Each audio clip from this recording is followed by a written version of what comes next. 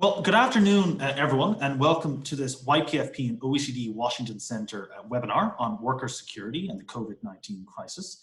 My name is Danny Ryan. I'm a public affairs and marketing consultant at the OECD Washington Center, where our job is to communicate the work of the OECD to the US and Canada. We also act as a resource for legislators in the executive branch, the wider policy community, as well as the hundreds of US and Canadian government delegates who drive the work of the organization through its various committees in Paris. We are eager for you to engage with us, and we encourage you to visit our webpage at www.oecd.org/Washington to sign up for alerts and stay informed on information that's relevant to your work. Now, today we are joined by several terrific speakers. We have Lauren Power, Y20 USA Head Delegate, Marieke van der Weer, Policy Analyst OECD, Colleen Moore, YPFP Senior Director of Programs, and Hadil Al-Isa, Y20 Task Force Lead. In a few moments, we will hear opening remarks from Lauren and then a presentation from Marieke, who present key findings of the OECD Employment Outlook 2020. Afterwards, we will hear perspectives from Colleen, followed by a Q&A, after which we will hear closing remarks from Hadil. For the Q&A, please post your questions in the Q&A box during the presentation and remarks, and indeed now. Please state your name, organization you are representing, and then the question. For our opening remarks, we are delighted to be joined by Lauren Power, who will be giving remarks in her capacity as Y20 USA Head Delegate. Lauren is a research fellow and graduate student at the University of Tokyo with a special focus on global talent, expatriate identity, and social structuralism. She has presented her research at international conferences around the world and published over 40 pieces on topics related to mobility and the expatriate experience. In 2020, she was appointed head delegate of the American delegation to the G20 Youth Summit, Y20, in Riyadh, Saudi Arabia, and was selected for the Global Dialogue Fellowship in commemoration of the 10th anniversary of the Y20 engagement group. Lauren has worked as an official for the OECD, an entrepreneur starting her own consultancy, and a member of the editorial board of the Journal for Human Security Studies. Lauren is passionate about contributing to the fields of international mobility, development, and human geography in the future. Lauren, we are delighted that you are joining us today. I will now pass the floor to you. Thank you, Danny. Can you hear me clearly? Yes, we can. Great. I'm delighted to be here with all of you. I would like to thank YPFP leadership, my former colleagues at the OECD, and our 2020 Y20 Saudi presidency for the opportunity to share a few words. As Danny said, my name is Lauren Power, and I am honored to be serving as the American head delegate to the Youth 20 or Y20 engagement group of the G20 Summit this year. My delegation also includes Adriana Mond from Philadelphia and Jessie Lin from Los Angeles. Together with my fellow Y20 delegates from around the world, I have a responsibility to try to communicate the most critical issues of youth today and represent the interests of young people. Both delegates and our Y20 Saudi organizers have been engaging with leaders from government, business, and civil society to create deeper insights that can inform our policy proposals to the G20 leaders. We have also connected with incredible young leaders that have inspired us and guided us. The Y20 Summit will take place in mid-October, so it hasn't happened yet, but we have already been hard at work advocating for the interests of youth. We have published 3 statements and successfully sought alignment with other G20 engagement groups, encouraging them to place youth at the center of future-focused policy proposals. But our most important task still lies ahead of us. At the close of the Y20 Summit, we must finalize, sign, and deliver the Y20 communique to the G20 leaders, indicating the recommendations of youth to inform real policy making. What should we recommend in this year that has brought to us so many hardships and challenges? COVID-19 has brought our global community the worst economic crisis since the Great Depression. We face huge challenges in healthcare and well-being. Children and youth have had their education and important milestones of development disrupted. We have also witnessed severe shocks to the labor market, with women and youth being especially hard hit. In the midst of this crisis, we have the opportunity to consider how we want to build back better together. 2020 marks the 10th anniversary of the Y20 engagement group, and it is the first year that the topic of youth empowerment has appeared on the agenda. It is in this priority area that I find a deep sense of hope and great potential for growth. We need educational and vocational institutions to prepare youth with the resiliency, skills, and support they need to take their places within the workforce and become contributing members of society. We need civic and leadership training for young people so that they can build positive social networks and help to enrich communities. We need empowered youth that have equal rights and valued seats at the table. We also need more young people running for office at all levels of government. We need more youth entrepreneurs and more young people informing the development of better educational and vocational training to meet the challenges of today and tomorrow. To achieve these things, we also need systems and support networks that can enable young people to be successful. Youth may require financial support, mentorship, upskilling, and reskilling. An investment in young people is a safe bet because empowered youth will most certainly lead to improved societies. While fully acknowledging the difficulties we face as youth, I encourage young people to believe that it can get better. With our combined efforts, it will get better. Believe in yourselves and our future. And finally, I encourage everyone listening today to use your power to vote. And on that note, I hand it back to you, Danny.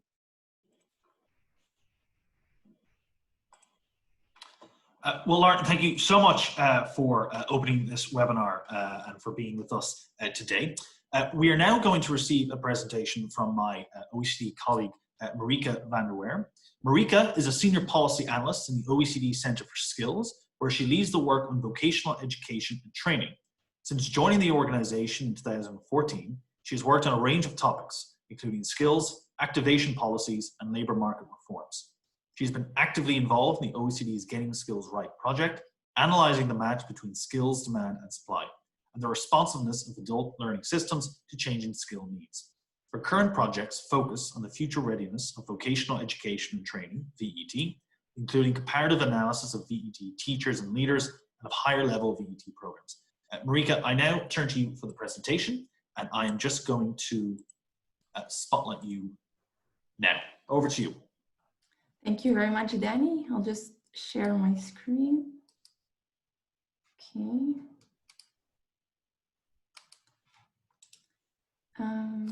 Okay, here we go. I'll jump right into it because I have quite a lot of things quite a lot of messages that I want to show with you from the Employment Outlook that we launched in July of this year. I'll start with a quite dramatic chart to begin with, and this is the OECD average unemployment rate in the period 2008 until the most recent date. So we have data until July 2020. And what you see here is really the strong labor market impact of the COVID pandemic. We see a strong peak in unemployment in April 2020, where we see a rise from around 5.3% to 8.5% unemployment rate. So really an increase of more than 3 percentage points in a very short period. What this chart also shows is that this peak has actually wiped out all of the gains in the unemployment rate that we have had in the last 10 years. So since the peak of the global financial crisis, we've seen a gradual recovery in the unemployment rate, which has now been wiped out. What we also see in the most recent data, which I've added here because they were not available yet at the time of the publication, that there's been an improvement in recent months, which is obviously logical because we've seen a softening of some of the restrictions in some countries. So we do see a decline in unemployment, but there's still a long way to go back to the levels from before the pandemic. What's also important to note is that this OECD average masks very big differences between countries. I know this chart is a bit messy, but I'll walk you through it. So here I've plotted the US and Canada together with some of the big European countries to show exactly how different the trends have been since the start of the year. So you see the OECD average again, it's the green dotted line where we see this spike between March and April of 3 percentage points in the unemployment rate. But we also clearly see that the US and Canada were the ones that have really seen a big spike in unemployment. So for example, in the US, unemployment going up from around 4% to around 15% in April. If you look at these European countries here, but also at the European average, which is the dashed line, you don't see a similar spike. You see a gradual increase in the unemployment rate as well, but not a similar spike. There's a few other countries not shown here that have spikes as well, like Colombia, for example, and some small European countries, although to a lesser extent. And of course, these differences reflect the extent to which the pandemic hit the country, the measures taken, the response of employers and of individuals, but also to a very large extent, what you see in this next chart. So a lot of countries have been using what we call job retention schemes, which means they come in many different shapes, but overall they mean that rather than laying off people, employers can keep them on and continue paying them at some part of their wage, which is then subsidized by the government. So they're not working, or they're working fewer hours, but they still continue receiving their wage through support from the government. And you see some of the countries have really been using this massively at the peak of the pandemic. For example, if you look at New Zealand, there around 65% of workers were in such a job retention scheme at the height of the pandemic. And it's much less commonly used in countries like the US and Canada. So that explains a bit why you see this peak rather than, so in these countries, people have been laid off when firms were closing, whereas in countries like New Zealand, France, Italy, they were put on these job retention schemes. Now, of course, these figures shown here are really at the height of the pandemic, and we see very strong reductions in the use of these schemes already. I just looked at the data for France, for example. In April, still 8.8 million people, workers, so a third of the workforce was on their job retention scheme. By August, this dropped to 1.3 million. So it's still being used, but a lot less, of course, because of the confinement ending and firms reopening. So this explains a lot of the difference. Now, if you look at unemployment and at the trends in unemployment, we shouldn't only be thinking of people being made redundant. There's also differences, of course, in hiring. So we've obviously seen that firms have been hiring a lot less in recent months or since the start of the pandemic.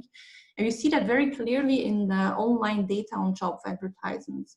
So this graph shows how strongly the number of job ads posted online has fallen in the period February to June 2020. So we see strong reductions in all of the countries. Of course, this is very uneven between sectors. And some sectors kept hiring even at the height of the pandemic, like, for example, healthcare, but also services like supermarkets, for example. Whereas others have been very badly hit by, like, the hospitality sector, for example. And if we look at the skill profile of these job advertisements, we see that the biggest reduction has been for jobs that require mid-level skills. So they have been more badly hit by this than those who require low skills or higher skills. So this already shows that there's some inequalities in how strongly people have been hit by the crisis. And I won't walk you through all of the details, but in the employment outlook, we do find from the initial data that the ones who are most badly hit are low-paid workers, workers who have a non-standard job, so those who are self-employed, for example, or on temporary contracts, women, as Lauren was already saying, but certainly also youth. So we see the youth unemployment rate in the OECD average increasing from 11% in February to 18% in May. These are the latest numbers. And of course, since firms are not hiring as much as before the pandemic, and this is something we still see, the prospects for the graduates of 2020 are quite bleak in this respect. So in terms of some of the recommendations from the employment outlook, well, there were a lot of short-term recommendations as well, really emergency responses to the crisis. But in terms of looking longer or looking further ahead, what will be important is to ensure that people have a safety net to fall back on. There's a lot of workers in non-standard contracts who have no paid sick leave, who have no social protection. And in the future, we need to ensure that these gaps are closed. Secondly, and of course, very importantly, to really support youth in finding employment and training opportunities. We know from the global financial crisis that youth are very badly hit by this type of recession, but also that the effects can be very long lasting. So we have to ensure that we effectively support youth. And thirdly, not only training for youth will be important, but also for all types of different workers. We know that skill needs are changing. That was already happening before this pandemic. But we've also seen now, for example, increased need for digital skills. We also see, because of some sectors being differently impacted by the crisis, we will see a shift in skill needs.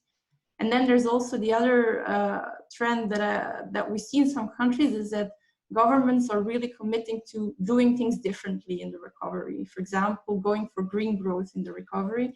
And that will, of course, also require different types of skills. So we really need to invest in the skills of workers so that they have the skills for the jobs of tomorrow as well. That easily brings me to the second part of the presentation, which is more focused on vocational education. So the Employment Outlook has a dedicated chapter on vocational education and training, which is not specifically focused on the COVID crisis, because we were actually already writing it before the crisis hit. But it does speak to the importance of resilient labor markets and supporting people to have this type of resilience in the labor market. So why do we look at vocational education? Well, it's one way, of course, to help young people enter the labor market with relevant skills that they can use to enter the labor market. But what we also see is that countries differ strongly in terms of how they organize vocational education. So what this chart shows is, for example, the size, just the sheer size of the vocational education system. So this is the share of young people who are no longer in education, who have a vocational education degree. So it's the I don't know what to say. This is the blue, the second bar, let's say, is it the type of, is the people who have a vocational degree from the upper secondary level or post-secondary non-tertiary. So, for example, if you look at Germany, a very large part of the young population who is in the labor market has a vocational degree. This is much less the case in countries like Mexico, the US, and Canada. Just to clarify a bit what this means in the US, for example, vocational education at this level is really certificate programs in community colleges, for example. Many European countries have vocational education at the high school level. That's why it is a lot bigger, for example, in Germany and Italy, where you really have a separate stream of vocational education at that level. So countries differ strongly in terms of how big the system is, but also in terms of the characteristics of their system. So in some countries, vocational students spend all their times in school, whereas in other countries, they rotate between the workplace and between schools. At the same time, you also see big differences in the quality of workplace learning.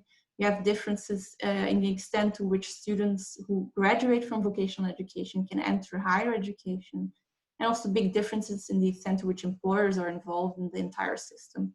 So all of these differences, of course, also translate into differences in how good the system is and how good these graduates do in the labor market. So that's exactly what we looked into in the chapter, to see how strong do these graduates perform in the labor market. If you look at this chart, for example, it shows you the employment rates of young people with different types of degrees. And what we see, if you look at the blue diamonds, these are the ones who have a vocational degree. They do better than those who have a degree at the same level, but with a general orientation. So you see that in most of the countries, so it's reflected in the OECD average, and you see some very good performance, for example, in the US, in Germany, and Canada, where these vocational graduates actually do almost as well, or sometimes even better than university graduates in terms of employment rate. So we have a lot of this type of analysis in the chapter. Can't go through all of it, but I'll just give you a few highlights. So this is a bit dense, but so in terms of employment outcomes, we know that these vocational graduates move much quicker into work when they graduate than those who have a general degree. They have higher employment, as I've just shown, lower unemployment. But we also know that this only lasts for the first few years. So it's only for the youngest group that we see this. And there could be various reasons for this. For example, could be that those very job-specific skills that vocational graduates develop mean that they are less adaptable to changes in the labor market. It could also mean that they end up in sectors where prospects are not as good. In terms of job quality, they also do relatively well compared to their general counterparts. They have slightly higher wages. They're more likely to work on permanent contracts, more likely to have some supervisory roles in their jobs. On the other hand, they're more likely to do physically demanding jobs, which is obviously not such a good indicator of job quality. And then finally, what is also quite interesting from our analysis is to see how the occupational profile of these graduates has been changing. So we see, for example, that fewer and fewer vocational graduates end up working in middle skill jobs like craft jobs or clerical jobs, but they increasingly work in low skill jobs. Now, the fact that they less and less work in middle skill jobs is not a surprise. It's an overall trend that we see in the labor market that middle skill jobs are becoming less important. But on the positive side, we do see that the jobs that are still there, the middle skill jobs that are still there, vocational graduates manage to secure them because they have the right skills for these jobs. They have a competitive advantage compared to other graduates. Finally, we see that in many countries, these vocational graduates do not end up in high skill jobs, but there's a few exceptions. The US is one of them, but also Switzerland and Germany, where quite a few vocational graduates work in high skill, good quality jobs. So there's certainly certain set programs that manage to get these graduates into growing high skill jobs. So I'll just end with a few recommendations that we have in the chapter to reinforce or re-engineer the VET system for even more resilience. So in some countries, re-engineering is more needed than in others. But we see, as I said before, like the middle skill jobs becoming less important. That means that VET might have to be retargeted a little bit. We also see that a lot of the jobs held by vocational graduates have a high risk of automation, which means, again, that skills needs are changing. So in terms of the recommendations, we are suggesting to develop stronger ties between vocational education and social partners, but also to strengthen pathways between vocational education and tertiary education so that these graduates can go into higher skill jobs, and also to develop some higher level vocational qualifications like higher apprenticeships, for example. To reinforce basic skills in vocational programs so that these students leave education systems with strong skills to help them navigate different jobs, different sectors when skill needs are changing. To not only invest in skills when in education, but to keep investing in skills to participate in lifelong learning also when in the labor market. And finally, to provide good information on what career and education choices to make. This will become increasingly important when skill needs are changing. I just wanted to add here that, of course, the COVID crisis has also highlighted some of the vulnerabilities of vocational education. We've heard before already that lots of schools have been closing, of course, in many countries. And this has been very challenging for vocational education, because while other types of learning have been moved online, that's very difficult for practical skills, of course, to learn online. At the same time, in the recession, what we've seen in other recessions is that training places are very often cut by employers. So for vocational students, it will be very hard to find a workplace learning opportunity in this recession. So more support measures will probably be needed to help these students. So these are some of the vulnerabilities of the VET system that we're seeing now and that we should closely monitor. I will stop here. If you want more information, you can consult the Employment Outlook online. It's freely available online. I have to warn you that it's 370 pages long, so it might take you some time to go through it, but I'll leave it there. Thank you.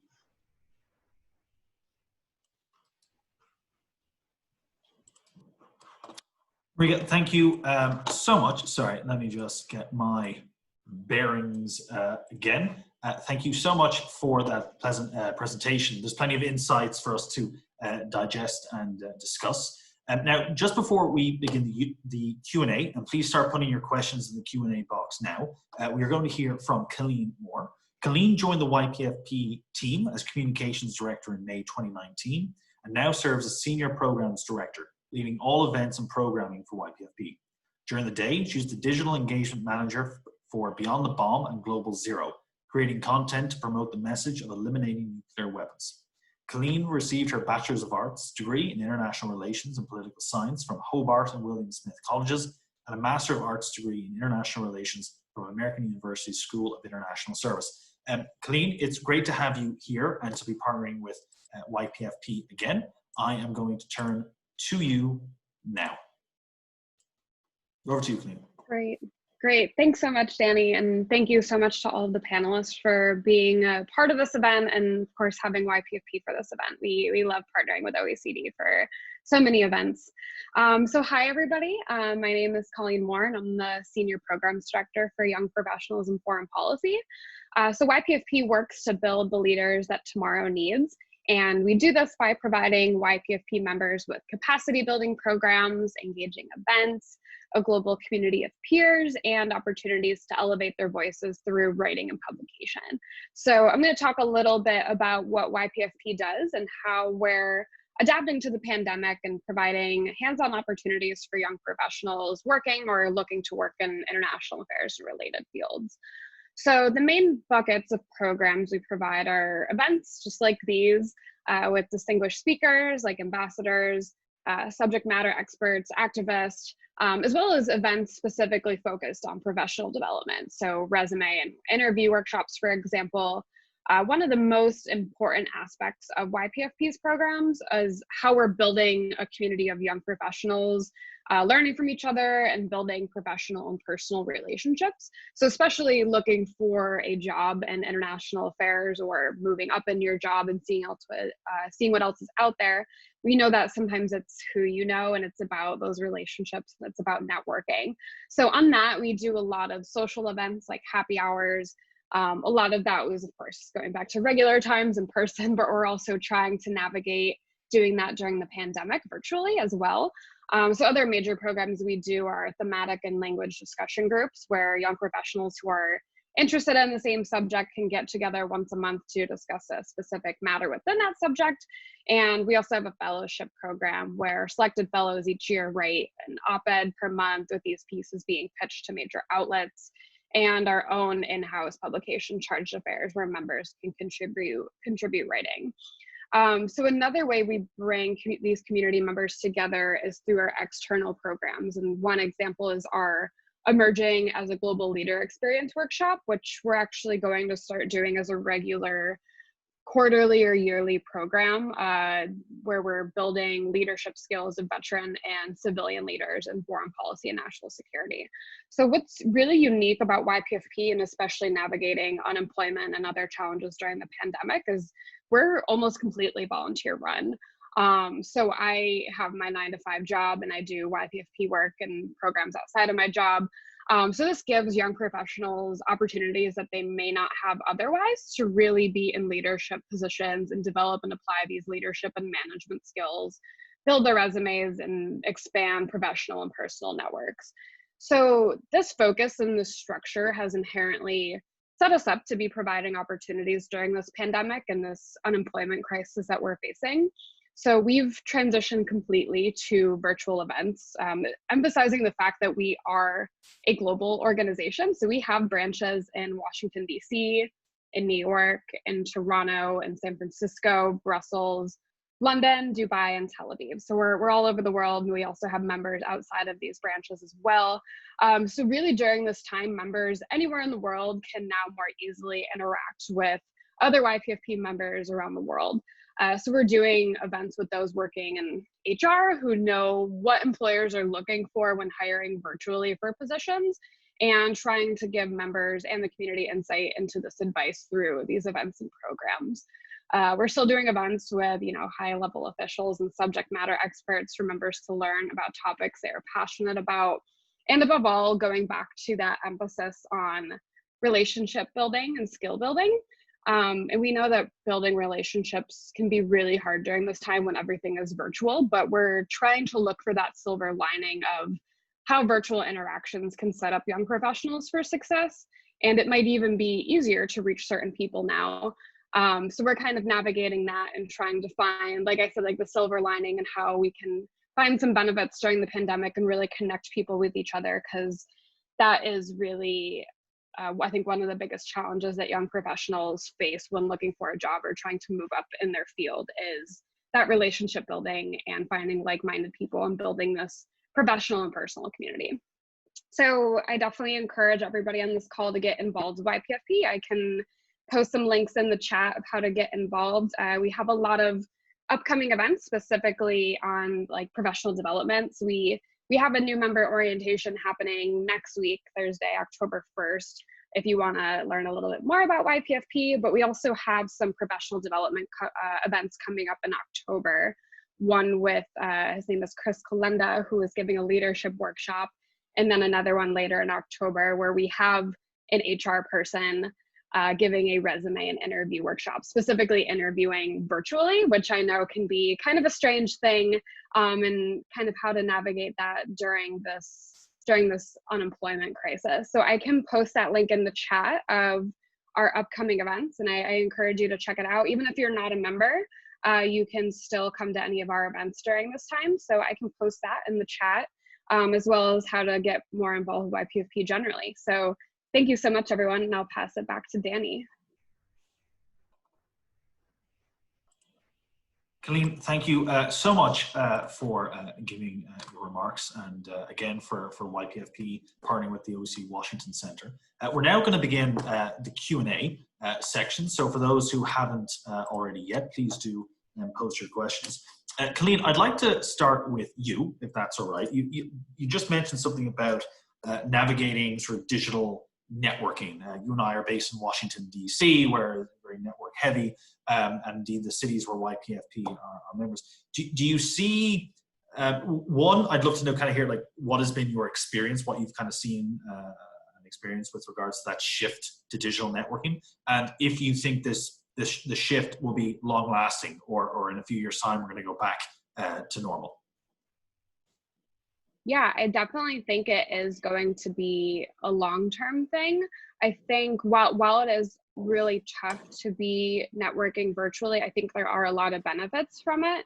And especially just looking at like the events we have now, you know, people on the West Coast of the United States, really anywhere outside DC, wouldn't have been able to attend a DC event for YPFP. So they might have access to a little bit more content and access to networking with people. And as you kind of talked about of being in DC, it's such a networking hub, and, you know, going to happy hours and social hours, and that's a big thing with DC culture.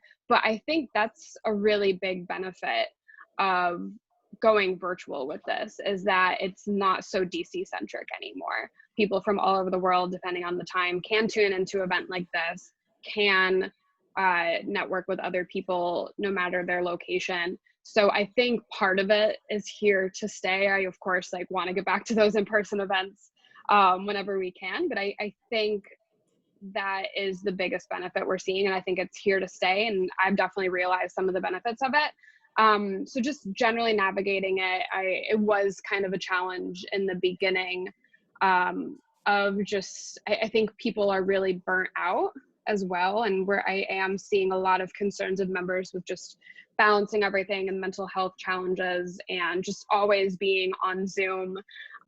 So it's kind of finding that balance of giving opportunities to members and seeing that benefit of it, while also just kind of stepping back and asking our members, like, what can we do for you? We can provide some of these like one-on-one networking opportunities, but always kind of checking in with our members. We try to send out like surveys to our list a lot of like, how is it going with, you know, your experiences of YPFP? Is there something that we haven't been offering that you would like to have offered?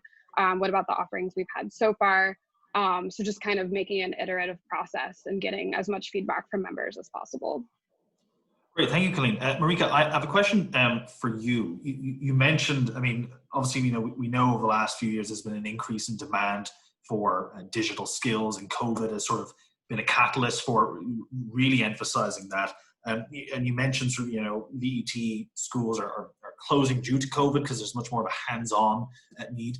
I'd like to ask sort of what do you think are the kind of similar to the impact of COVID and digital for networking in terms of VET training and policy making, kind of what lasting impacts will COVID have going forward? Well, in terms of as I was saying, that you can't really deliver this type of learning online, and lots of workplaces have also closed, so lots of countries will have to find alternative ways to provide this type of training. Some countries already have a strong school-based system where you have workshops in the schools where you can learn these types of skills, but that's not the case in all countries. And what we do expect to see in the future is that more schools and also more workplaces will invest in education technology for vocational education. Think about simulators, for example, think about virtual or augmented reality. This is increasingly being used in education and has a lot of potential for vocational education. So it's still limited today, but maybe the COVID pandemic will foster this. The second thing that we do expect to see is, of course, more responsive vocational education. So really bringing employers on so that we're developing the right skills. So we shouldn't be too focused on today. We should really look at where this is going, what happens in the recovery, after recovery, and how can VET contribute to that. Great, thank you, Marga. Thank you very much for that. Very interesting. Lauren, I'd like to turn to you as the sort of head delegate for the US going into Y20 in terms of the kind of key messages that you will be delivering or you're kind of thinking about.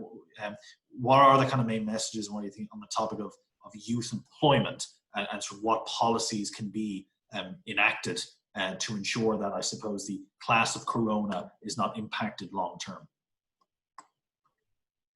Well, thank you, Danny. I think it's important to emphasize that we are still very much in the process of negotiating the communique. So anything I'm sharing is very much preliminary discussion.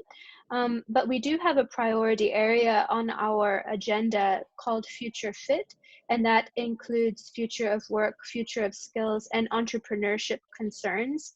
And these are all subtopics that we've been delving into with a great deal of detail. Those topics are cross-cut by our other priority areas of youth empowerment, which involves decision-making, inclusion, and leadership, and then global citizenship, which includes sustainable development and multiculturalism. And there are elements of all of these things that we can understand to impact, to a certain degree, this idea of the future of work for youth, because these priorities come forward for youth in the way that they consider their place within the workforce in different regards. For us, in a sort of nuts and bolts way, I would say that we're rather on target with some of the things highlighted by the OECD Employment Outlook, in that we're advocating for greater mechanisms to support youth entrepreneurship. And this includes financial mechanisms, but also training mechanisms to help youth become empowered to undertake that should they wish to do so. We also are advocating for upskilling and reskilling, going back to, as was mentioned, this idea of lifelong learning. It's not just about getting a certificate, but it's about remaining relevant. I read a report that said that the lifetime of a skill is supposed to decrease to around 5 years in the future. I mean, what a drastic thing to consider after having undergone education for quite a while, to think that, well, maybe all of these things I've prepared for might only be relevant for 5 years. That's quite a thing. So developing this culture moving forward about lifelong learning is something that youth need to be thinking about as they move into the workforce. It's not just about entering and getting that first job, but it's about continuing to remain relevant and creating corporate cultures and other kind of workforce cultures. And youth can also be involved in that development and leading that type of growth and cultural shift for lifelong learning. So these are all things that we're taking into consideration.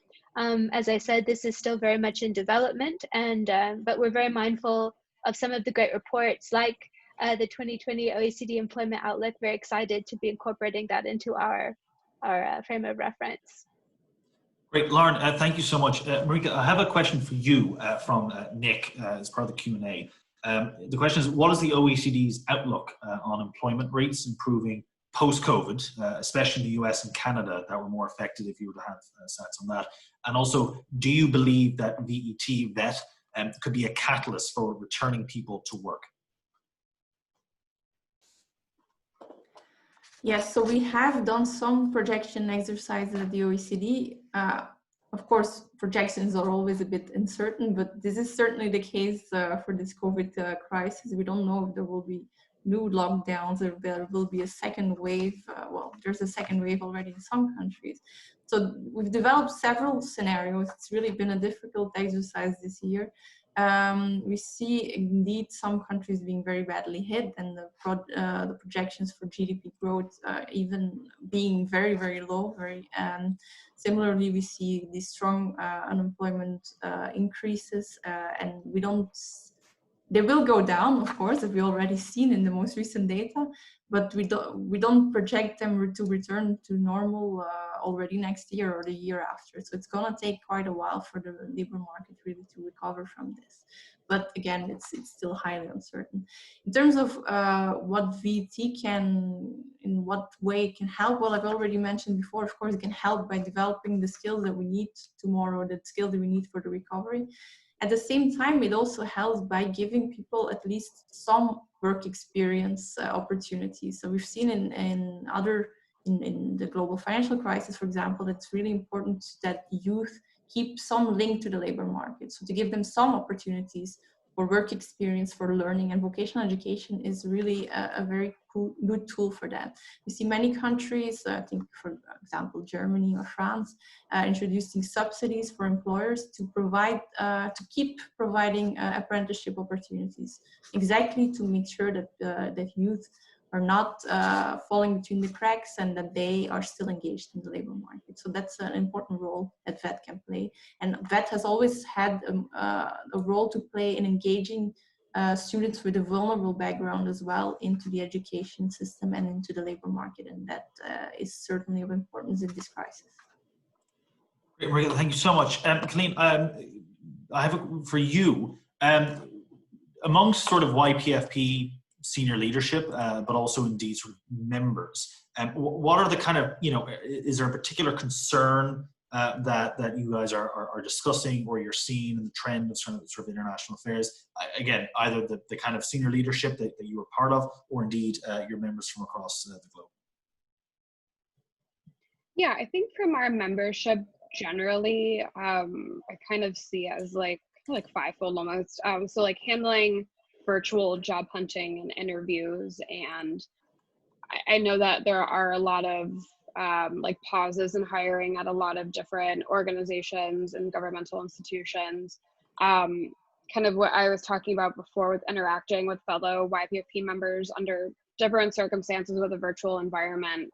And going off of that, kind of what I mentioned before as well, is the mental health concerns while navigating the job market and working virtually, because not only are a lot of people facing unemployment in this virtual job hunt, but I mean, the state of the world with health concerns and this unprecedented global health crisis, I think people are just so burnt out. And so putting this kind of extra burden on people of, having to like volunteer and having to always be like on your game with like networking and kind of juggling so many different things in a crisis. I think people are getting really burnt out. And that's a major thing that I'm focused on as well. And I'm seeing that generally in like YPFP volunteers, but generally I've heard that from, I think, a lot of people in our community. Also just navigating working or studying from home, just with so many distractions that are happening. And then kind of the fifth part of that is still like building these skills and meeting people during the pandemic. Like, so I kind of see this as trying to balance like keeping up with meeting people, building skills, while just maintaining that like work-life balance and navigating these mental health challenges. So kind of how we're addressing these, like I said, we are trying to talk to as many people and put on as many programs as possible for people, featuring like speakers who kind of are on that hiring side of things and kind of know a little bit more than I do about navigating some of these challenges, offering these social hours and virtual experiences. And like I said, just kind of being iterative and asking YPFP members, like, what can we do for you? So I think this is definitely a challenge that we've seen this year. It's really just that balance that we're trying to navigate and being as helpful as possible without overwhelming our members and our senior leadership. Well, thank you, Colleen. We have time for two more questions. I'm gonna ask Lauren and Marika, and then we'll go to Hatil. Lauren, very quickly, I'm gonna ask you if you sort of had one sort of, if you could get one thing out of going into Y20, the messaging that you're going to be delivering. What's your kind of main aim in relation to kind of what you're communicating, what your objectives would be? And Marika, kind of similar question between now and the end of the year. In terms of your work and the OECD Centre for Skills, what sort of key areas will you be looking at, taking into account the volatility of COVID-19? What are the kind of key aspects or areas that you will be looking at between now and the end of the year? Lauren? Well, going back to what I said before, we have three key priority areas. One is more targeted towards work, skills, and entrepreneurship, specifically for youth. The other is regarding youth empowerment. This is the first year that in particular has appeared on the G20 agenda. So it's quite a key year for that. And also a rather well-placed agenda item given the state of things, I have to say. So we're really keen on providing a great deal of attention to that this year.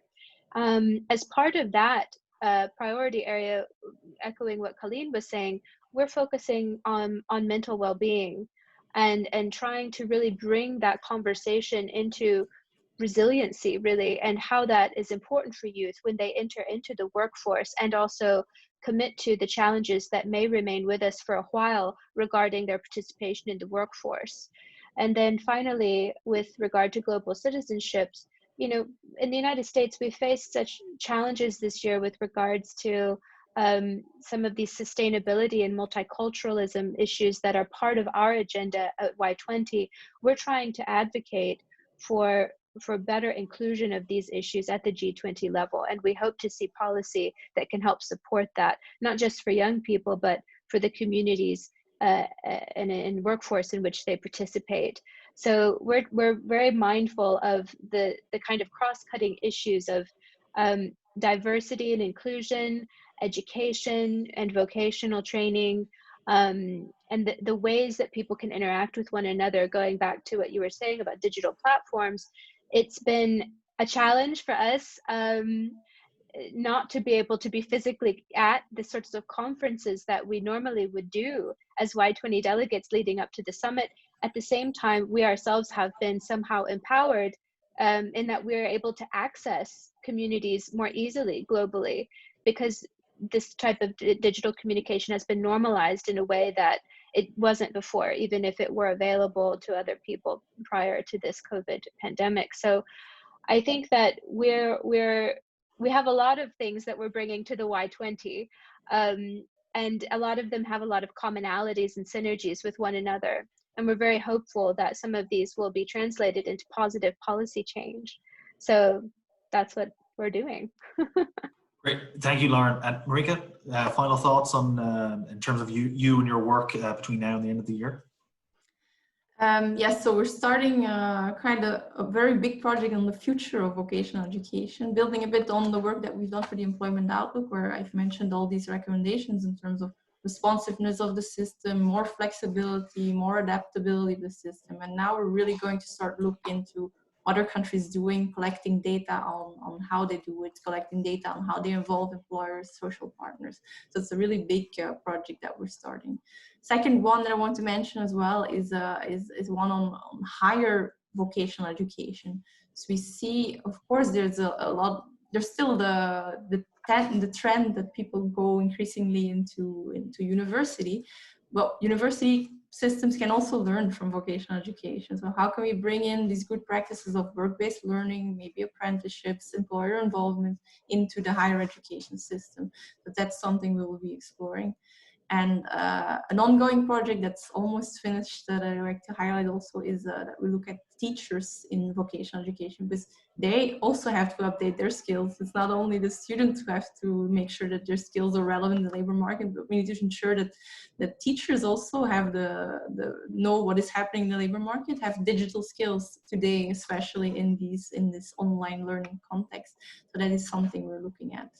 And just in terms of work style, I want to also join Lauren in saying that it is challenging. We also lose the networking opportunity quite a bit, because we normally attend a lot of conferences. We organize a lot of conferences in Paris as well. And it's going quite well to organize this online, but we do miss, of course, the more informal interactions at these conferences. At the same time, we're not traveling as much, so reducing our carbon footprint, which is certainly a good thing, and I'm sure we will learn from this also for the coming years. Thank you. Thank you so much, and thank you indeed to everyone who participated and contributed to the Q&A. So we're now going to move to the closing remarks. We will hear from Hadil Al-Isa, a youth worker. She works closely on youth-related projects with different stakeholders within the Eastern Province. Her role in the Y20 is leading the Global Citizenship Task Force in the COVID-19 statement development. Hadil holds a Bachelor's of Science in Management and Information Systems from Prince Mohammed bin Fahd University and is an MBA candidate at IE Business School. Hadil, we are delighted to have you, and you did mention to us that you may not have the video on for your remarks, which is totally fine in this new era. So Hadil, over to you. Thank you very much, Danny. Hello, everyone. Thank you all for being here, and I'd like to also thank the OECD team and Lauren for organizing today's session. As Lauren mentioned, the Y20 engagement group this year focuses on three main priority areas that are essential for youth nowadays. Those focused areas are the future fit, we're preparing for the future work and entrepreneurship. Empowerment for developing an agile and dynamic future leaders, and finally global citizenship for promoting proactive and culturally sensitive problem solvers. Young people account for around 50% of the world's population, which are a very important demographics. They still face challenges in education, employment, and global citizenship domains. In 2020, the G20 priority areas coincide with these challenges as they are working to address some of the most pressing issues faced today by youth. Our role is in the Y20 is to bridge the gap between the youth and G20 leaders. At the Y20, we bring young people's voices from G20 countries and beyond to ensure that their ideas, solutions, and ambitions are delivered to the G20. During the past 9 months, we've been working as an engagement group on gathering all of the necessary information for the focused areas from youth, starting with focused areas, focus groups, with different age groups to understand the perception of youth and the perception about youth and around them. Moving to working meetings with the delegates, and currently we're finalizing the communiques with the delegates to be delivered to the G20 heads of states.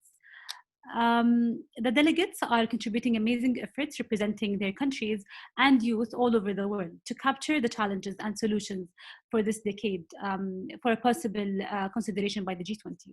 During our several meetings with the delegates, many topics that concerns youth globally were discussed, and employment was a key challenge, especially during COVID-19 time. Many factors need to be reconsidered, starting from education, training, and job design and structure. The fact that young vocational education and training graduates have higher employment rates means that rethinking and re-engineering them is essential, as mentioned in the OECD report. Job security is another important challenge that faces young people and concerns them for the future of work. In addition to that, the hiring and employment regulations and the overall employment opportunities that are within the labor market. All of this need to be rethought of, restructured, and embedded within the education system to prepare youth to prepare youth for the future of work that is more resilient and more relevant with skills and capabilities.